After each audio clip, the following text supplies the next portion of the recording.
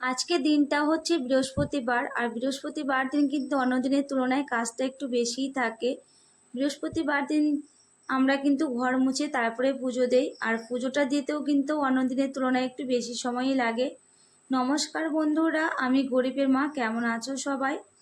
আশা করছি সবাই ভালো আছো, সুস্থ আছো। আজকে কয়েকদিন বাদে তোমাদের মাঝে একটা ভিডিও নিয়ে চলে এলাম। আমাদের শারীরিক আর মানসিক অবস্থা একদমই ভালো নেই, সেই জন্য তোমাদের সাথে কোনো রকম ভিডিও শেয়ার করতে পারছি না। আমি আর মেয়ে গিয়েছিলাম আজকে অনলাইনের দোকানে কিছু ডকুমেন্টস ঠিক করতে, আমার আর মেয়ের।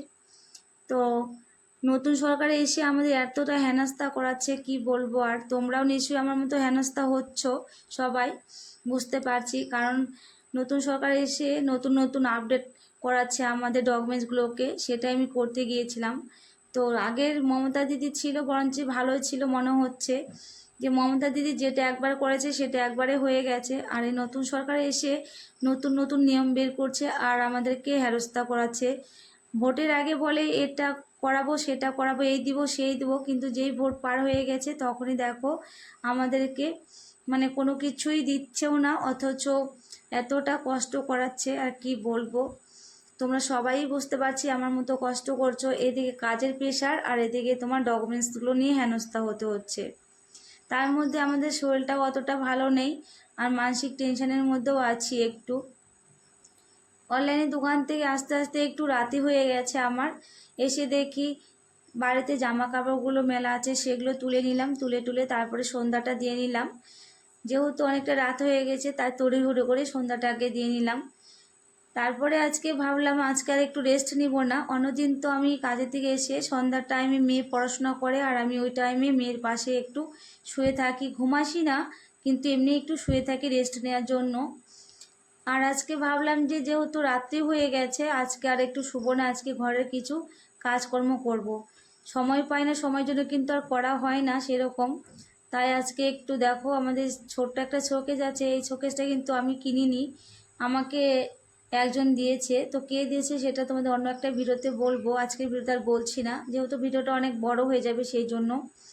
তো শোকেসে দেখো উপরে যে জিনিসগুলো আছে সেগুলো একটু মুছে তারপরে একটু গোছগাছ করে রাখলাম। আর গোছগাছ করে রাখলে দেখতে জিনিসটা অনেকটা সুন্দর লাগে। আমি যখন ফাঁকা পাই তখন একটু গোছগাছ করে রাখি মোটামুটি করে, মানে অতটা পরিপাটি করে রাখতে পারি না সময়ের অভাবে। তো আজকে যেহেতু একটু হাতে সময় আছে তাই ভাবলাম আজকে একটু ভালো করে মুছে টুছে তারপরে পরিষ্কার পরিচ্ছন্ন করে রাখি। আর এদিকে দেখো জামা কাপড়গুলো একটু ভাঁজ করে নিচ্ছি। মেয়ে জামা কাপড়গুলো না ওখানে কি করে বলো তো, ওলট পালট করে রেখে দেয়। আমি মাঝে মধ্যেই ভাঁজ করে রাখি, রাখার পরে মেয়ে আবার জামা নেয় এক একটা পরে, আর এক একবার করে ওখানে এলোমেলো করে রেখে দেয়। মেয়েকে বলেছি যে যেটা নিবি সেটা পরে আবার ওখানে সুন্দর করে ভাঁজ করে রেখে দিস। ও মাঝে মধ্যে রাখে, আবার মাঝে মধ্যে রাখে না, যেহেতু ওরও অতটা সময় নেই, পড়াশোনার চাপ, পড়াশোনা করে। আর সবে ওর পরীক্ষা শুরু মানে হয়েছিল, শেষ হলো। তো সেই জন্য ওকেও আমি আর অত প্রেশার দিই না, কিছু করতেও বলি না। আমার যতই চাপ হোক আমি নিজেই করার চেষ্টা করি, তাহলে ওর পড়াটা নষ্ট হবে সেই জন্য। তো আমাকে দেখতে পেলে যে একটা ট্রফি পরিষ্কার করলাম, ওই ট্রফিটা কিন্তু আমার মেয়ে স্কুলে পেয়েছে। ও খেলাধুলায় মানে পাস করেছে, সেই জন্য কিন্তু ওই ট্রফিটা বাড়িতে নিয়ে এসেছে। আর ছেলে মেয়ে যখন কোনো কিছুতে যদি পাস করে তখন কতটা গর্ববোধ হয় একটা বাবা মায়ের, মানে সেটা একটা বাবা মায় বলতে পারবে। আর কতটা যে ভালো লাগে সেটা আর কি বলবো তোমাদের। আমার মেয়ে যখন ট্রফিটা বাড়িতে নিয়ে এসেছিলো খেলাতে পাস করে, তখন আমি অনেকটা গর্ববোধ করেছিলাম আর অনেকটা খুশি হয়েছিলাম। তো তোমরা সবাই আশীর্বাদ করো আমার মেয়ে যেন অনেকটা পথ এগোতে পারে, অনেক দূর পৌঁছাতে পারে। সবাই একটু আশীর্বাদ করো। অনেক কষ্ট করে, অনেকটা লড়াই করে আমার ছেলে মেয়ে দুটোকে মানুষ করছি। তোমরা বুঝতে পারছো আমি কাজ করে মানে অনেক কষ্ট করে আমার সন্তানদের মানুষ করছি, খাইয়ে না পরে না খাইয়ে অনেকটা কষ্ট হচ্ছে আমার। তারপরে দেখো মেয়ের বইগুলো একটু গোছগাছ করে নিচ্ছি।